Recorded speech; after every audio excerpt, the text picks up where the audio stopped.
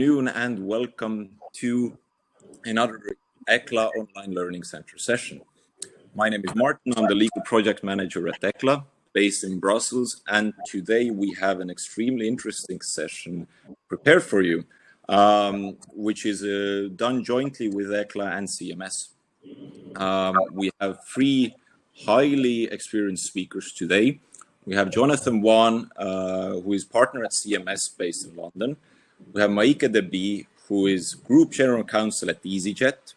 And we have Jonathan Marsh, who is the President of ECLA and the International General Counsel at Total Marketing and Services. Jonathan Wan, the floor is yours. Thank you, Martin, and welcome everyone and to this launch event of our latest General Counsel report, Creating Connections and Bridging Gaps. As Martin said, I'm delighted to share the platform today with Jonathan Marsh and also Maike de Bie. We've got a great lineup of content for you. And in preparing for today's session, I was very intrigued by the fact that we have a global audience.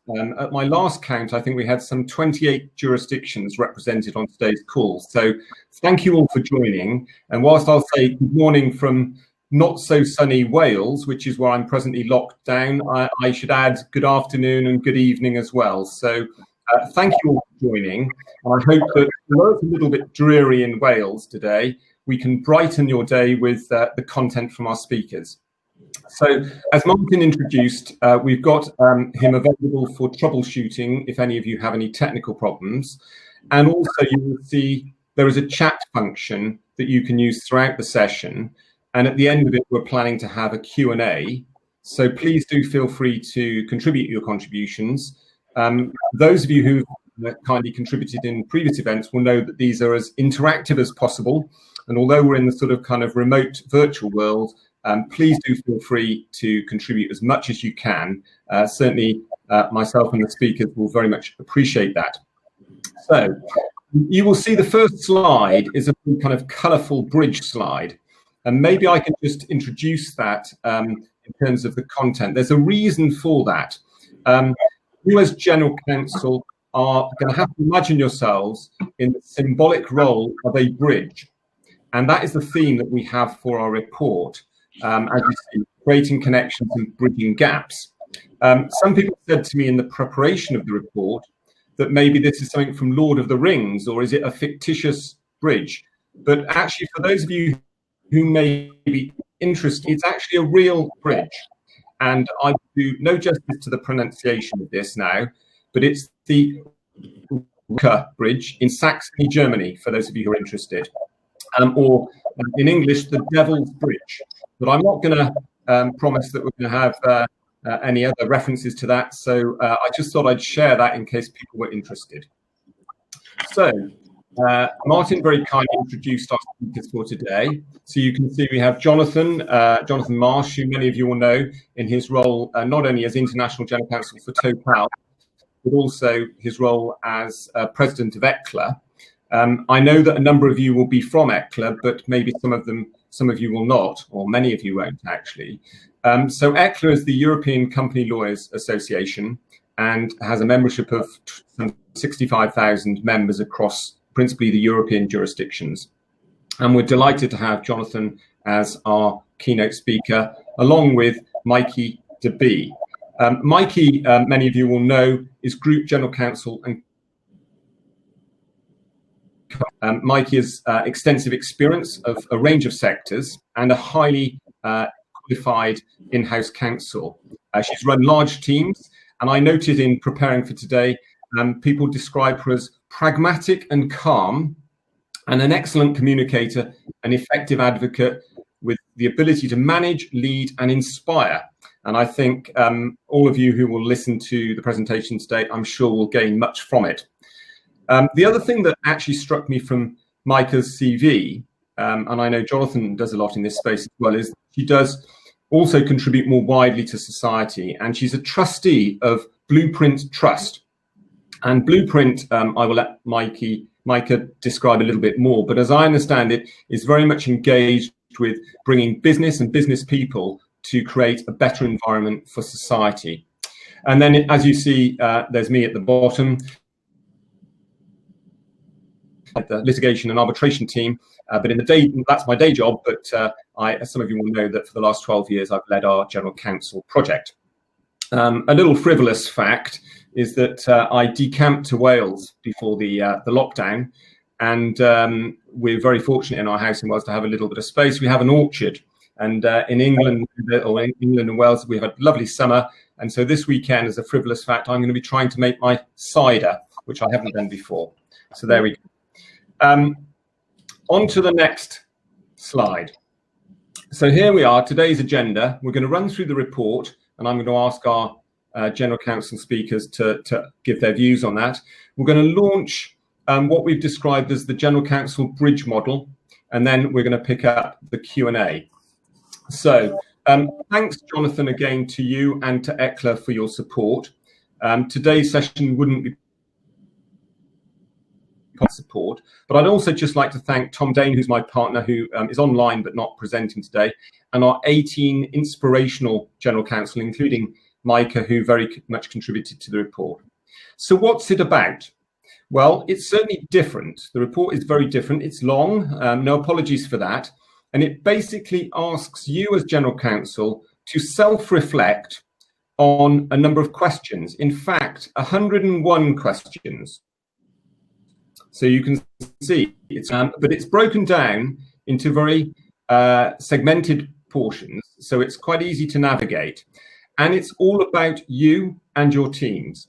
It looks at your role, your contribution, your opportunities, the challenges, and obviously in a kind of post-COVID world, there are many, your career ambitions, and also, whilst we know that the report was prepared pre-COVID, we know that there are many challenges that business now face, and you as General Counsel frequently find yourselves in the centre of those challenges. And maybe just one reflection, which we'll pick up with the speakers shortly, is about really how we all operate in this new normal. The importance maybe of culture and values, and I know both of our speakers would like to talk more about both of those topics. So, with that introduction, I'm just going to set the scene.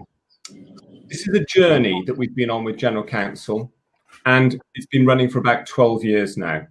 So the recent report is really the culmination of the contributions that you as General Counsel have made over those 12 years. We've spoken to over 1,000 of you, and we've covered 8 topics across multiple jurisdictions, and the representatives today are a good reflection of that. So thank you again for that. The journey started with value, and one of the questions I'm going to pose to Jonathan, Micah, very shortly is really how valid is the concept of value in terms of the GC's role? How much can you rely upon your contribution, and how can you demonstrate that? And what are the perceptions that the business have about your role, and maybe you also as individuals? So I'm not going to dwell on that. A number of people will have seen this pyramid before, but I'm going to just outline the fact that there are a number of other topics that we will also touch upon: influence and leadership. And both of those are key components to really you as General Counsel, but also as you build your careers and your team's careers. So let's get into the meat of the discussion now. And Jonathan, I'm going to pose this question to you, because this is one of the quotes you gave us from the interview we did with you. And you picked this quote up, and I know that the audience will be interested to hear your views on why you believe in what you've said. And maybe, Jonathan, you can kick off by explaining what you mean by this and describe a little bit more about your role and your challenge. Yeah, well, thank you, Jonathan. Let me just, if you don't mind, also expressing my gratitude to CMS and you for inviting ECLA to collaborate with you on creating this this report. I think it's an extremely interesting and comprehensive report, and I think, well, on behalf of ECLA, we're really delighted and excited about it, and so thank you very much. Well, I think I think general counsel really need to take some time once in a while to step back and learn more about ourselves, really, and become aware of our cognitive biases and how they might affect our judgment, and we need to also work on well, as we say here, creating connections. And I think part of that is collective intelligence, coordination and cooperation, and really need to, I think, take the time to work on our creativity so we can deal with the challenges and the opportunities that are facing businesses. And I think that maybe Jonathan, our colleagues, perhaps just describe business colleagues, they're really looking as as leaders and not just lawyers. And so they're really looking to us to inspire and influence and mobilize our teams. And Jonathan, for the audience's benefit, maybe you could just describe a bit more about your role and the scale of your team. Right. Well, I'm general counsel, international general counsel of the downstream business of Total. Total is an international oil and gas company, and the downstream business operates retail stations and lubricants businesses in about 120 countries around the world.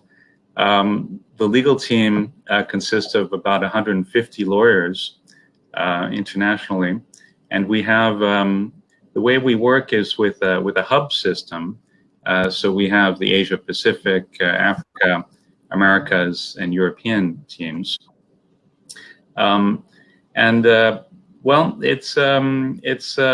I mean, my role is really to harmonize the practices and make sure that we're addressing problems in a coherent manner in the different zones, and of course to animate the team and bring up, look for the emerging risks that are appearing in different zones, and try and translate them into the other zones to ensure that we're addressing everything in a harmonious way. So quite a platform and juggling many different angles. Let's just move to the quote you very kindly gave us. We're often well pleased to connect dots all over the organisation, a valuable skill not to be underestimated. I mean, you again have got a multi-faceted role. What did you have in mind when you were making that comment? So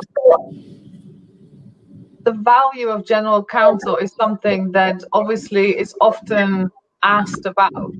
And I think if you look at other functions in any company, they are able to demonstrate with nice graphs and numbers and percentages how they are adding value to the company. And I know that as general counsels and as lawyers, we often struggle with articulating our value in some kind of metric that can be demonstrated and shown.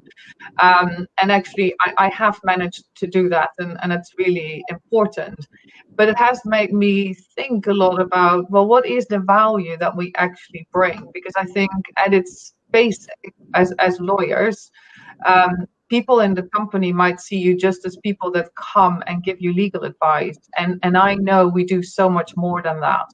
And I don't think that is something that people necessarily see, because I think many times we are in positions of enabling and facilitating. And this quote is actually a demonstration of that one of the values that we provide as an in-house team is making sure that we connect the dots across the organization. We are in such a privileged position to see pretty much everything that's going on in the company, and therefore we will know of things or initiatives or risks that others may not. And one of our powerful value adds I think we have is to make sure that the right people are speaking with the right people, having the right conversation. So that's where that quote came from. Wonderful, wonderful. And a bit like Jonathan, maybe you could just describe a little bit more about your team and your role. And obviously, you're in a very interesting sector at this time. It has its challenges. I mean, you feel able to expand upon that?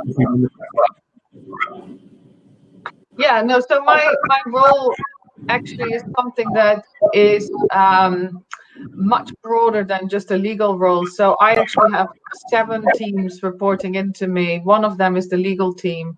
I also look after COSAC, so everything to do with the board and a lot of work that comes with that. I also have policy, so anything that's coming future that could impact the organization runs through my team, and obviously one on the horizon is Brexit. Then we also have, or I have also regulation. So everything to do with anything that's not operational or financial regulation sits in my team as well. You can imagine in the aviation industry, that is a lot. And then I also have information security and data and data protection and claims handling. So I have actually many more non-lawyers in my team than I do lawyers. How many people? So at the moment, I have just about 80 people. Okay, right. So quite handful to kind of manage and a lot of moving parts. So let's just move on then from this quote. And actually, Martin, I'm just hearing a little bit of background noise. I don't know whether you're able to troubleshoot that by any chance. I think it comes from Jonathan Marsh's part. Okay. Shall I turn down my volume, perhaps? I think now it should be better. Okay, wonderful. Thank you both. So moving on to the next slide, scope of topics. Now, the reason I put this slide up there really is to try and give you a bit of a framework and sort of help you navigate the report that we produced. As I said, it's a long report, and the content has been derived from many hours of interviews with general counsel across Europe. But I think in many senses it's much wider impact than that and relevance than that. And what I propose to do, Rebecca and Jonathan, is really just ask you to pick up some of the key words, and delve into some of those concepts which really kind of sound in the report and obviously in your day jobs. So let's with how the business views the general counsel role, and then obviously how they view you in your leadership roles. So let's deal with the general counsel role as a whole. And Micah, let me perhaps start with you. You've already identified that you've got non-lawyers as well as lawyers in your remit. How does the business see you in the wider sense, or the role in the wider sense? Can you give a bit of a feel for that, please? Yeah, I can. I think you as an individual have a big part to play in that. And my boss, who is the CEO, his view is very strongly that I'm part of the executive team, and therefore my number 1 role is being part of the executive, and my number 2 role is whatever functional responsibility I may have. And I think it depends on what you bring to the table. So I absolutely do not limit my conversation or my opinions or my input to things that have to do with either legal or whatever else sits in my technical remit. It's much broader than that. And I think as long as people start to see that what you offer is of interest to them, is of use to them, how they can see the value that you bring to a conversation, this is when you start to get invited, and you're not just a lawyer in the room.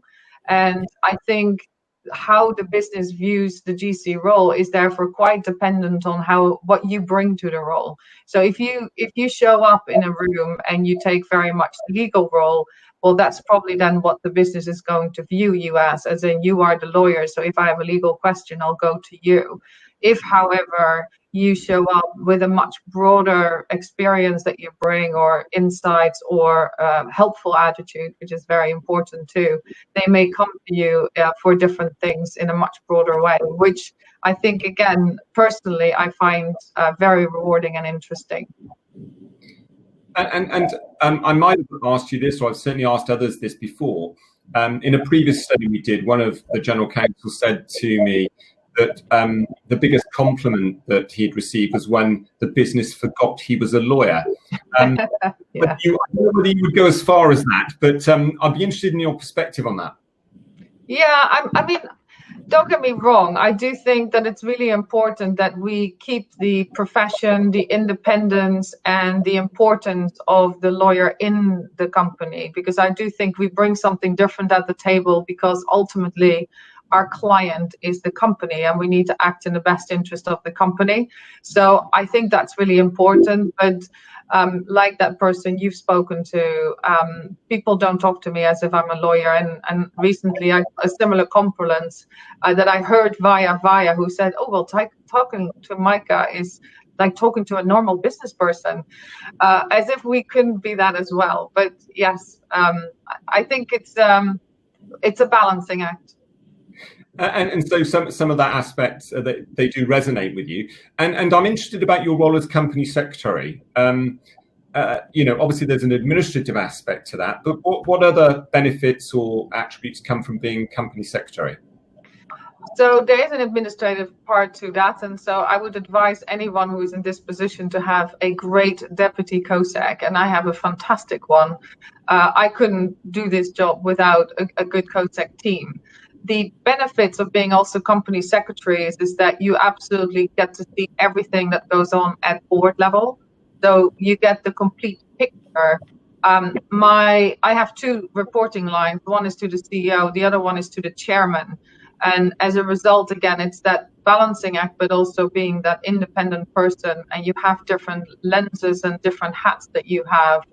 And we've gone through quite a lot of crises in the last couple of months, and I had to do an exercise for something we had to deliver to show my engagement with the board, if that had been as general counsel or as company secretary. And actually, I think 70% of the time that I engage with the board is actually in an advisory role. It's phenomenal. And I don't think if you are not company secretary as general counsel that you might have that same opportunity. So it gets you in the room in lots of ways, as well as being, having the title. And can I just ask you just briefly, because I've heard some people talk about whether the role or the title general counsel still is appropriate in today's world. What's your view on what you call yourself, or what general counsel in quotes should or should call themselves? Is there any relevance about the title? You might have known that about the email exchanges I've been having with some of my GC friends, because it's exactly the question I've asked. Is that title appropriate? Does it give an indication of what it is that we do?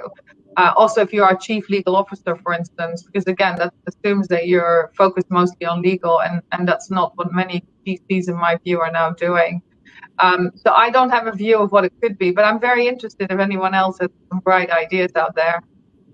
Yeah, I've looked at this issue over the years, and there are so many iterations of the role. I mean, I've lost count, maybe in excess of 20 different versions that people call themselves.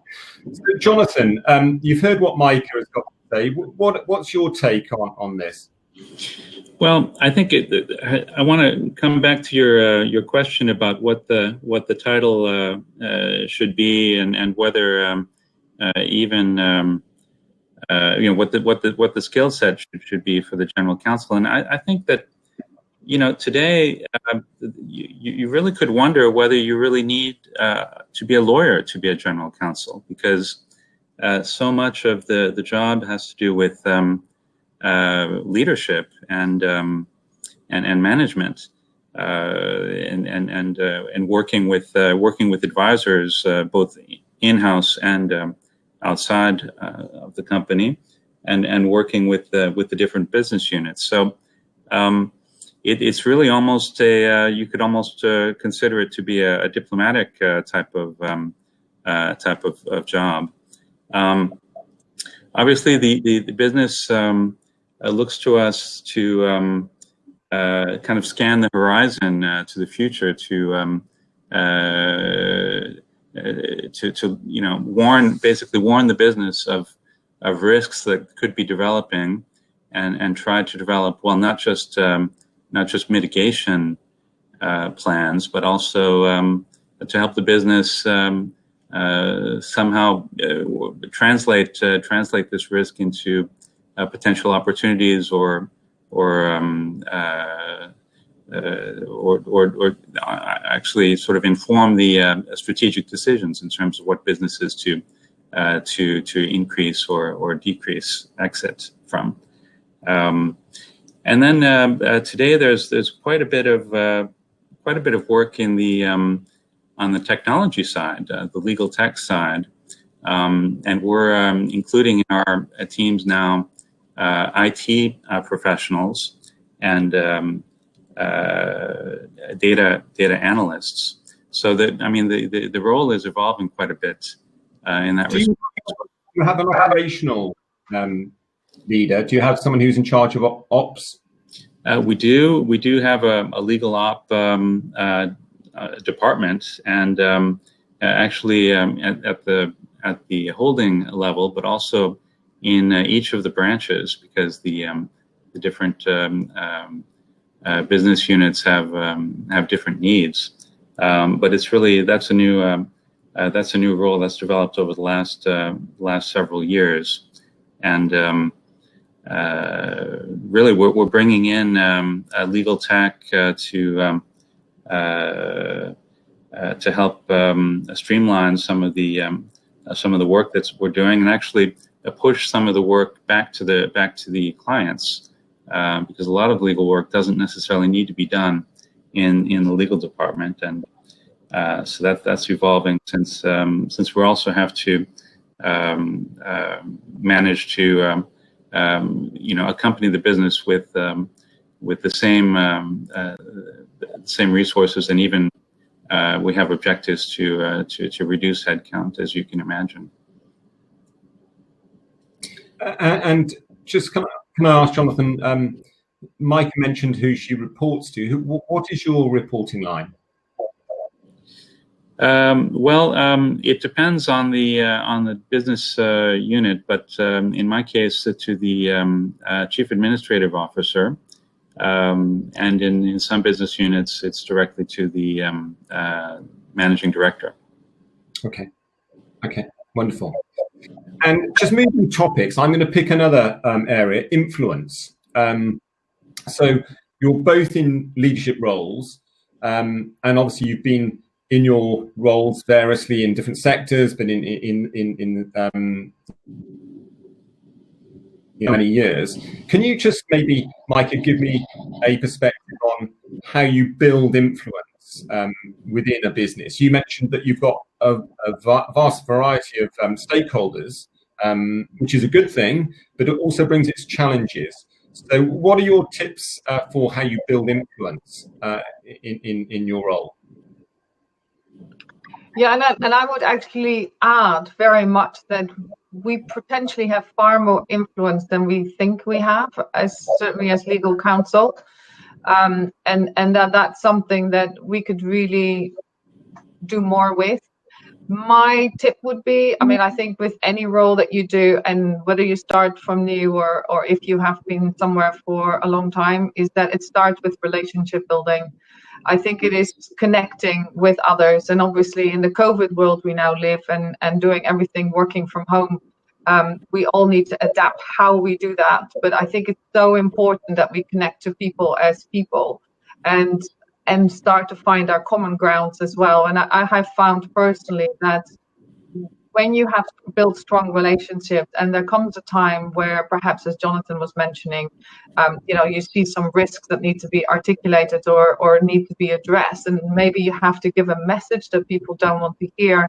If you have built that relationship, you will find that message will land perhaps in a way that you intend, and isn't met immediately with negativity or pushback. And we all have heard the phrase that the legal department is a department of no, and I think part of that is how we engage with our business colleagues. So if we get consulted at the very end of something being done, and then we notice that things were perhaps not done in the way that it should have been, then we have to give difficult messages, and that then reiterates itself. Whereas if we are more proactive and we go out and we meet with our business colleagues and we understand what they are hoping to achieve and what they want, we can then sort of work side by side to help achieve together what they want in the best possible way, and we can better do that from the outset.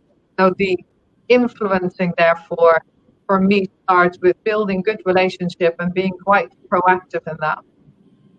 And someone said to me that actually sometimes it's the very small things that can create a very positive influence or impact with them. Do you agree with that?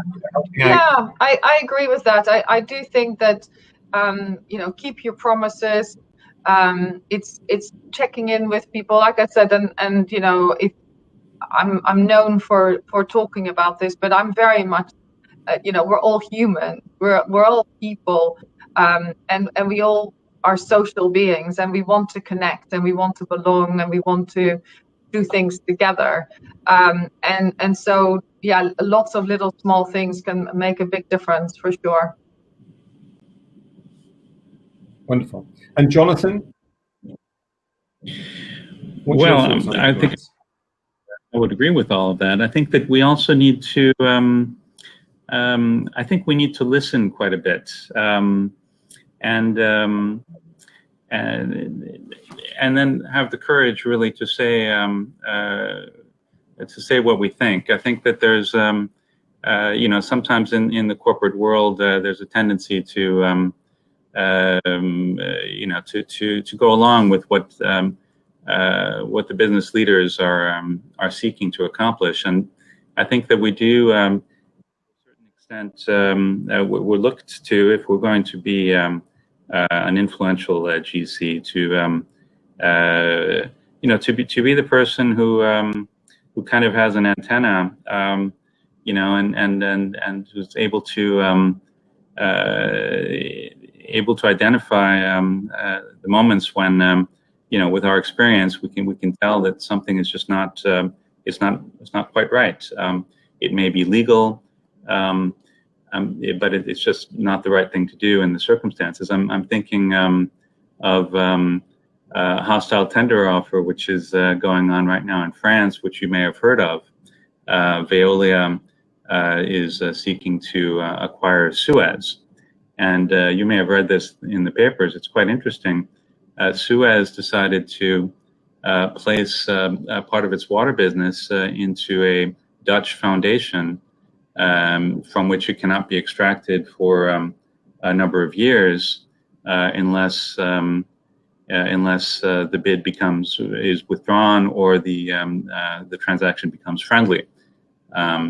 So that's the sort of thing where you say, well, yeah, that's legal. That's a pretty tricky thing to do.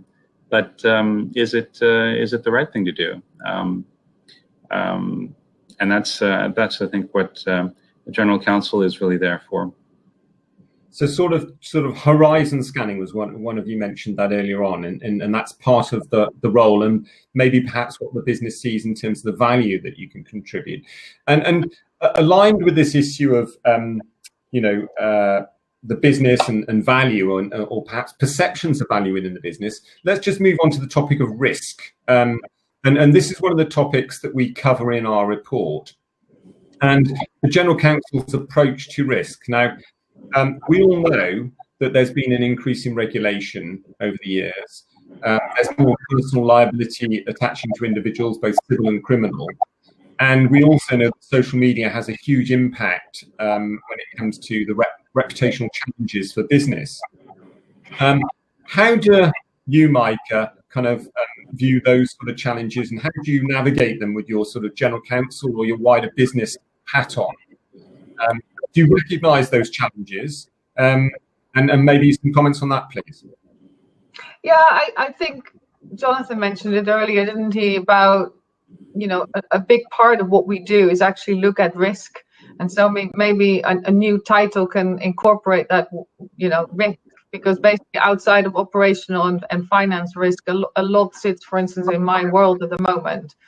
I think it's also demystifying some of that language that comes with risk. We take risks every day. We cross the road, we take a risk, you know, and it's articulating to people and really for them to get comfortable with understanding risks and then making decisions. And I think, again, alluding to what we just talked about, our role is also very much about, can we do it legally, but then is it the right thing to do? And then when we look at that, then we look at a number of stakeholders. And so that could be the society, community, environment, that could be our shareholders, that could be our employees. And we bring that all to the table. So, you know, I think hardly ever are things really black and white and yes or no. I think there's always degrees of gray and degrees of risk, and it is up to us to articulate as clearly as we can how those risks may show up to then help the company make decisions. And I think I would say this is a tip as well, that we have to be careful as lawyers how we sometimes articulate these risks, because sometimes we are very nuanced in our language, and we're so nuanced and so subtle that can then be easily demonstrated by our colleagues. And a real example that I've had in the past is that a legal memorandum was written whereby a position was being asked, can we go ahead with this? Are there issues here? And I think there was a phrase in that memorandum that said, well, we have some arguments we could run, which I knew meant, well, you know, we have some things that we can say in defense, but it was very uncertain. Yet it was interpreted by business colleagues as, oh, the lawyer tells me I will win this case. So I think there's definitely, it's very important that we as people and as lawyers are very clear and specific with our colleagues when we articulate the risk and how perhaps to mitigate against it. That's a really interesting example there, Micah. Jonathan, do you have any examples that you'd like to share, or your comments on that? I think that in dealing with risk, I think that, the lawyers in general, I mean, we're really quite risk averse, I would say. What we need to do is translate the risk, help the commercial side in understanding the risk in terms of how it might really impact the business, and not necessarily be the risk avoidance, just looking at risk avoidance, but looking at translating the risk into kind of dollars and cents. And as I mentioned earlier, I really think that there are opportunities in risk, because we all look at risk in a different way. And what for some businesses, the risk may be unacceptable, depending on its the health of the business, for example. And so I think that there are situations in which a risk is unacceptable for us, but acceptable for the other party, or vice versa. And so we can really translate risk into opportunities. Can I add something there as well, Jonathan? An analogy that I think has worked well to articulate sometimes the role that we play in risk. And I would say, we are the brakes in a car. You wouldn't want to put your foot on the brake the entire time because you wouldn't go anywhere. Yet, if you did, no one would drive a car without brakes in them. So, just to kind of turn around this position that we sometimes are put into, whether or not we can do something, and what the lawyers then say, because we're not an assurance function as such. And I have found that explaining it that way to business colleagues can really help unlock our role, and that when we highlight risk and issues, it doesn't mean that we say don't do it. It's a good analogy. I like it. Can I ask you about your teams? I mean, obviously, the content of the report is largely focused on developing careers for you as general counsel or a pathway for others within your teams. You've both got big teams. Micah, what sort of steps do you take to help develop your team? People in it, some lawyers, some non-lawyers. Is there a difference between how you approach the lawyers as opposed to the non-lawyers, or do you operate? I mean, obviously technical skills are going to be different, but the sort of soft skills, management training, and so on. Yeah, I think for me, I try to create an environment in which my team can thrive, and that means all of my team.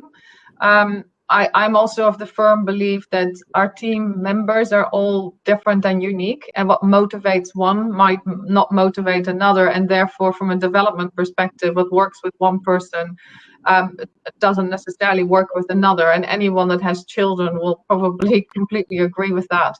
So I look at my team and I'm really interested and curious to find out what it is that they want to achieve, and then also to help them see their own potential, because sometimes I think we have incredibly talented people in our team and they don't see it themselves, and you as a leader can really help unlock that.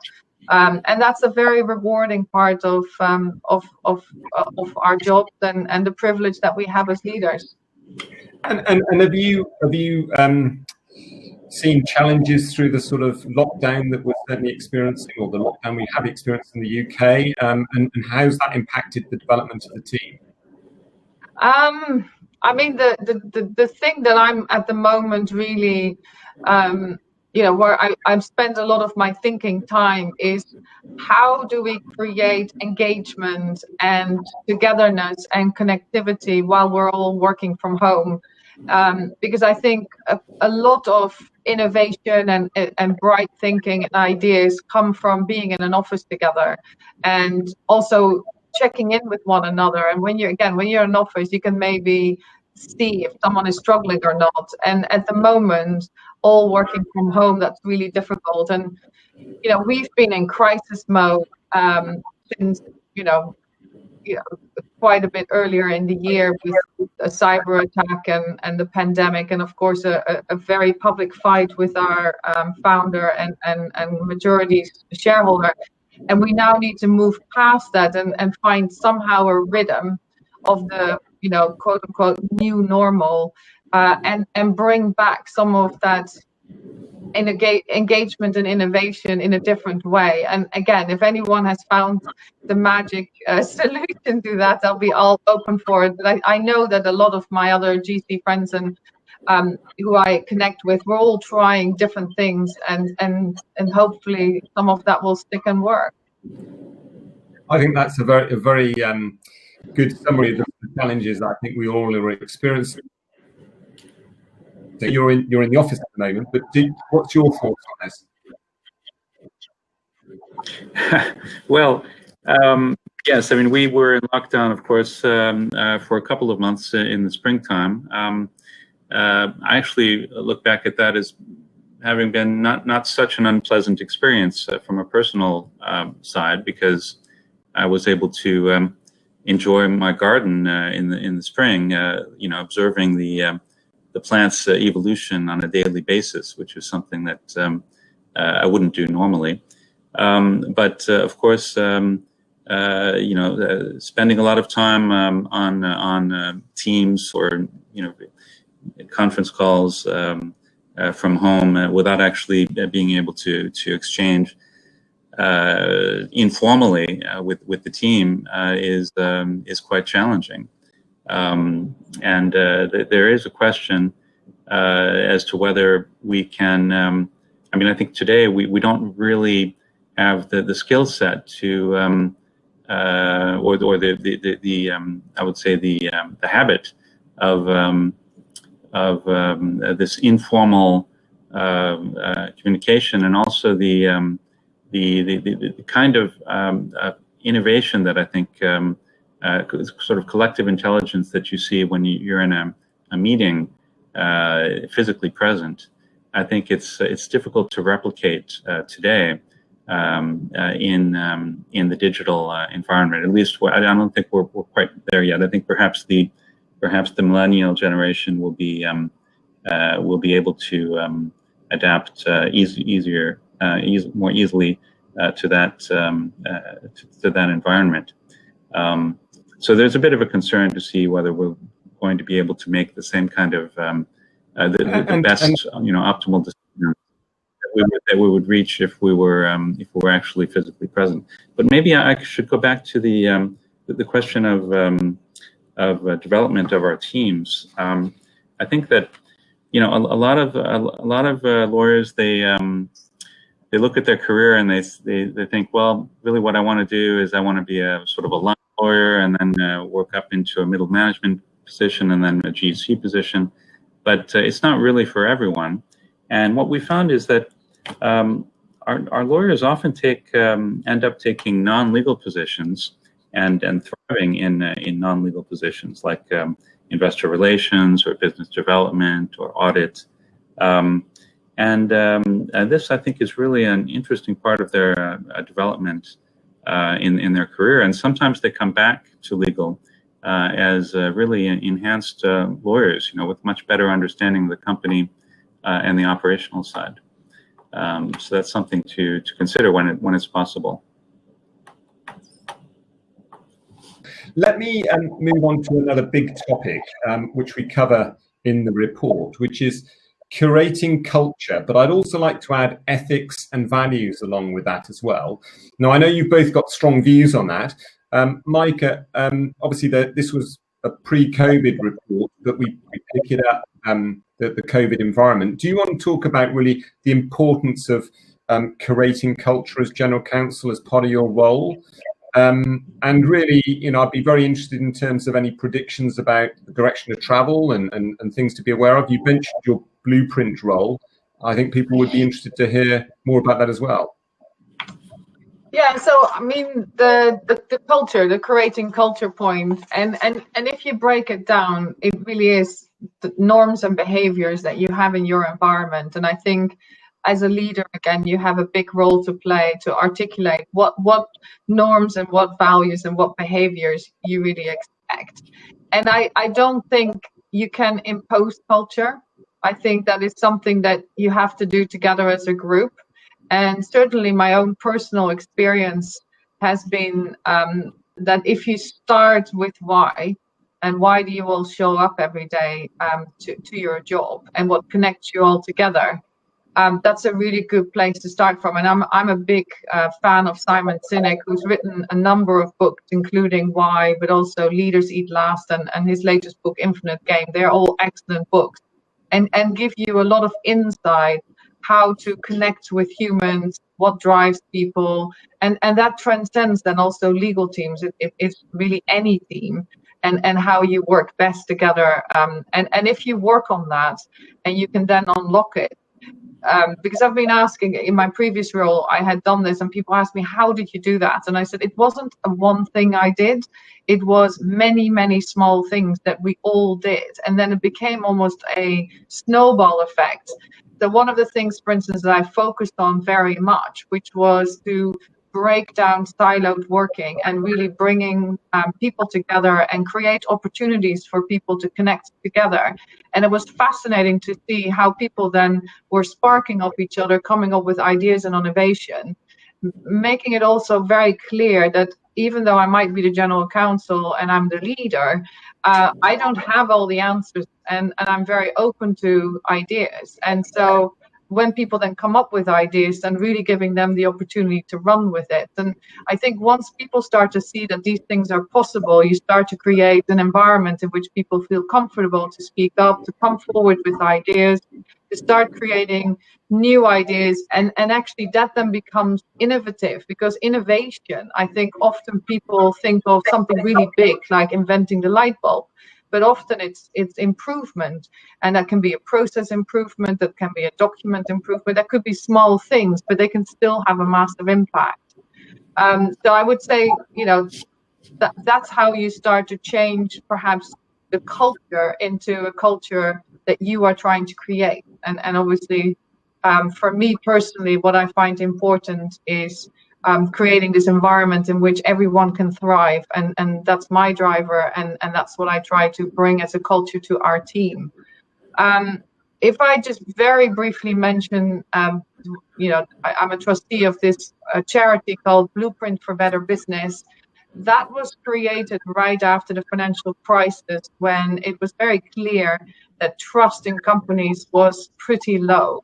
And a group of people got together, the CEO of Unilever, of Vodafone, of some other organizations, to say, well, hang on, companies can also really be there for good. And if you have a purpose-led company, then that can demonstrate value, and it's not just about shareholder supremacy. And of course, now that we're in COVID times and many governments again have had to bail out businesses, this is coming back up again. And you marry that together in the UK with the new corporate governance code that talks about the board now being responsible for purpose, and Section 172 of our Companies Act that highlights that we need to look at all stakeholders, not just one stakeholder. So this particular charity is all about helping businesses to connect with what purposeful leadership really is. It's not a slogan that you put on your website, but it is really in many of your actions. And it is how you interact with your suppliers, with your own employees. It's being a good citizen, a responsible employer. There's many aspects to it. And from you mentioned ethics.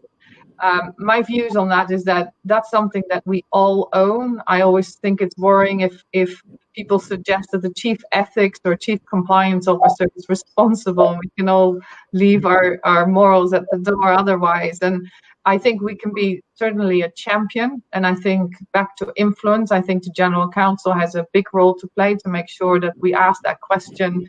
Not only is it legal, but is it the right thing to do? But I would say it's something that we should encourage and allow everyone to do. And someone once demystified ethics to me, and they basically said the role of an organization in ethics is to give people the tools, so when they come to a decision, they have the right tools to make the right decision. And I thought that was a very neat way of looking at ethics, because you never know when you are confronted with difficult decisions, and then it's all about equipping your own people with the tools then to know what is the right decision. That's a very good piece of analysis. Thank you. I'm conscious that time's moving on. I can see some questions are starting to stack up. Let's move on, maybe just to a few more issues. I've got some quotes now from the various GCs who kindly contributed to our report. Now, I'm going to flash them up on the screen, but I'm going to invite Jonathan and Micah to comment. They're designed to be provocative, so do chip in. And obviously, our colleagues who produce these aren't able to speak at the moment, but I know some of them are online, so please do shout. If you haven't got a comment, I'll move on to the next slide. Yes, I think, that's a very interesting, it's a very interesting quote because, and I think we mentioned this earlier, the General Counsel legal department is not necessarily looked to simply for legal advice, but for advice on what the right thing to do is the decision going to be acceptable? Is it going to be agreed to by all the stakeholders in the local community? In today's world now, with the social media and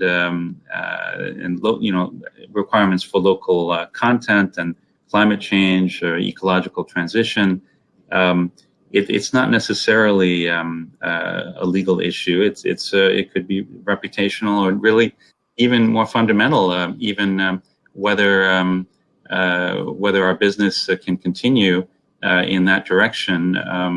Is it even going to be sustainable? So that's an excellent quote right there. I would add to that, and giving social media, for instance, as an example as well. Sometimes if something happens, say there's been an accident of sorts, and I know that this has been quoted before, that one of the things that they would advocate a leader to say is to say, I'm really sorry this happened. The technical legal advice might have been, don't apologize, because you might be admitting liability. Yet actually it might be the right thing to do, actually, for the leader to apologize because of the situation. So I don't know if that's how it was meant, because I wasn't quite sure what the meaning was, but I do think the other point to take from this is that our business colleagues aren't really interested in the legal or technical element of the advice. They want to just know, will I win this case, or can I do this? They don't necessarily want to know the law about it. Wonderful. Okay, and I'm now, so I'm just going to flick through these quite quickly. There we go. There's one from Eduardo. Yeah. Yes. Well, I mean, I think we need ethics. Yes. I mean, we talked about this. I mean, the GC is really straddling the whole business. I mean, we have a lot of influence in terms of where the culture is created, and we're kind of at the intersection between the organizational purpose and strategy and ethics. And so, and ethics and reputation being a key strategic factor. I mean, that's absolutely right. Wonderful. There we go. And Tina, I think it's a very good quote. And then Louidas. Yeah, that made me laugh. I think I mentioned innovation already. Okay. And then this one I quite like. This was a crowd pleaser for all of you general counsel. Yeah. Those people still in a law firm, exactly. Come on over. Exactly. Well, we lose a lot of our talented lawyers to in-house. It's a very compelling profession, as we know. And then I was conscious in the last couple of minutes really just to deal with a few questions, but also just to highlight this bridge model that we produced. So as you can probably tell from the very eloquent presentations from our speakers, that what we've been doing is looking at the skill set of the General Counsel and trying to articulate the skills that you as General Counsel need to build if you're going to develop your careers to its full potential. And that obviously includes building your team. So we've taken the 13 topics, and Jonathan, your thing might be on a bit loud again, actually, I think. And we put them in some sort of kind of order with, you will see about you at the center of the bridge. Now, as those of you who know about bridge building, is the keystone. So in many senses, the General Counsel is the keystone holding the bridge up.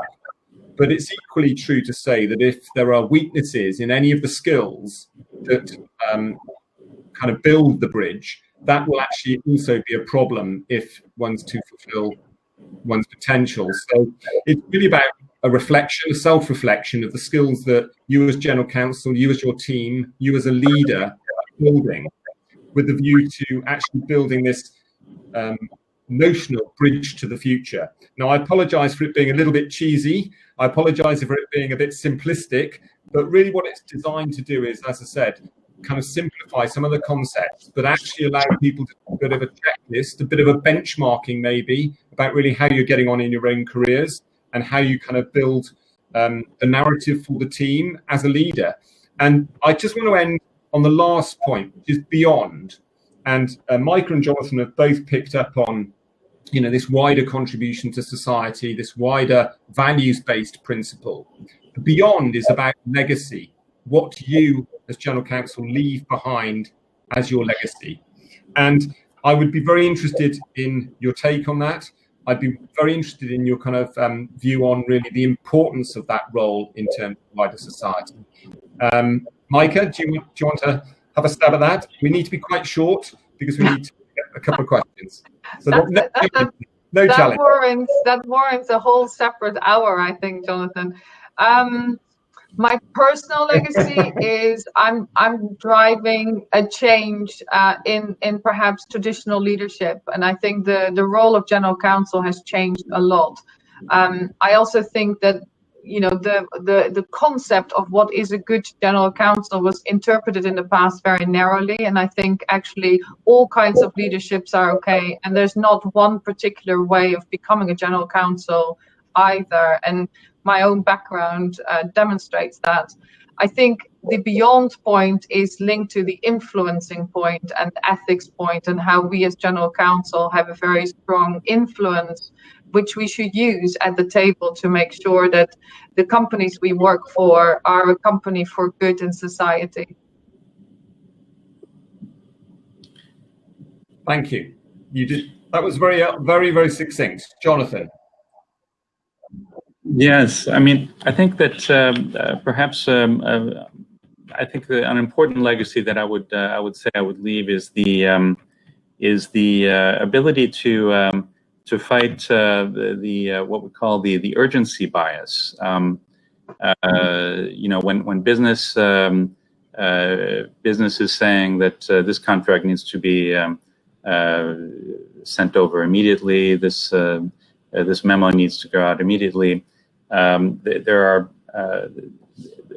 There's really a question of prioritization, and so we worked quite a bit with the businesses to help educate them as to how best to use the legal resources and how to work on prioritization, and also to educate the commercial side as to our needs to also have time to not be working on urgent matters, but to be actually focused on, as a team, on strategic issues, how we can work more effectively, how we can improve our processes, how we can improve our team culture, and so really it's that idea that we're not really here simply to react to immediate urgent business needs. Obviously, we get the work done, but it shouldn't be used as kind of a fire, kind of a fireman, team. It's work in a more really a more collegial fashion. A question of respect as well. Yeah. Wonderful. Well, look, that nearly brings to a close our session.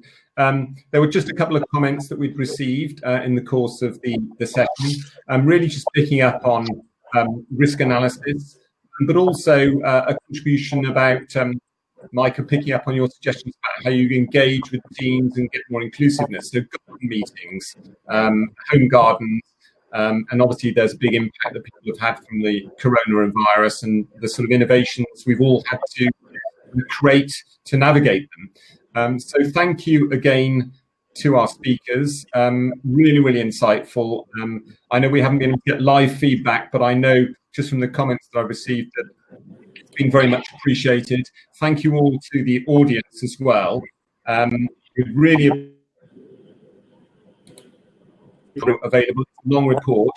What we will be doing, however, is we're doing 2 more sessions after this one, which are going to be which are much smaller sessions, where we're going to actually take certain topics and going to really drill down into the questions and provoke a discussion around the questions. So if you're interested, please do reach out, and we would be delighted to share the content with you. And please do feel free to comment. We welcome your feedback. As I said, this report's about you. It's based on your views. So please do contribute. Thank you, Micah. Thank you, Jonathan. And thank you again for all of your time. Thank you. Thank you. Bye-bye.